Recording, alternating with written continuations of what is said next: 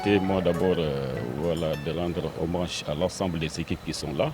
au niveau tout simplement donc, de la zone de storage, notamment les agents de la direction de l'exploitation, mais aussi une certaine désolation envers les populations, donc avec une grande compassion que nous avons par rapport à la difficulté qui règne, surtout l'occupation tout simplement donc, des maisons et des rues, à la suite tout simplement donc, des pluies intenses, donc, qui en fait des pluies extrêmes de 126 mm3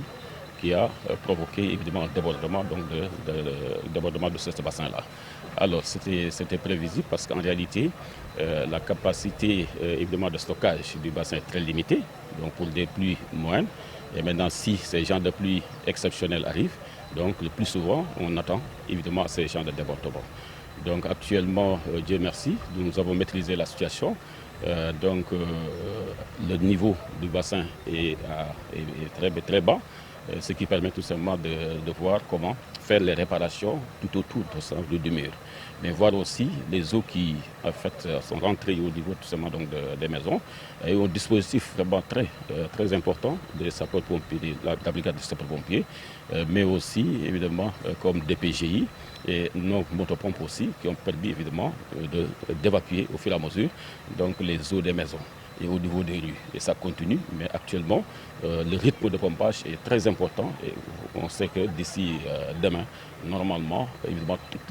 les maisons seront évidemment dépourvues tout simplement d'eau au niveau de leur maison. Maintenant, ce qu'il faut dire en réalité au niveau de ce bassin, la zone de captage, qui polarise un certain nombre tout simplement donc, de stations de pompage telles que Bourguiba, aussi Grand Yoff, mais surtout évidemment les eaux venant donc, de front de terre, donc avec un canal à ciel ouvert qui évidemment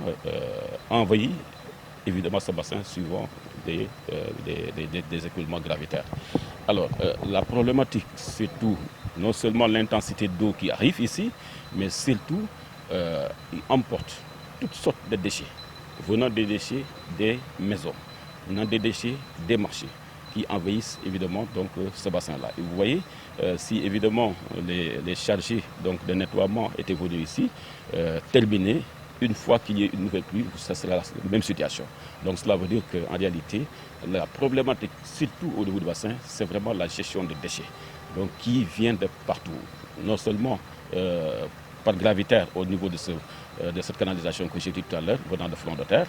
mais aussi les voisinages, donc il y a des rejets tout simplement de déchets venant tout simplement des maisons. Donc tout ça avec l'unité de gestion, donc UCG, nous avons en fait mis en place une convention donc, qui va permettre tout simplement donc, de nous appuyer par rapport à la gestion de ces déchets, non seulement au niveau des maisons alentours, c'est-à-dire des quartiers, mais voir aussi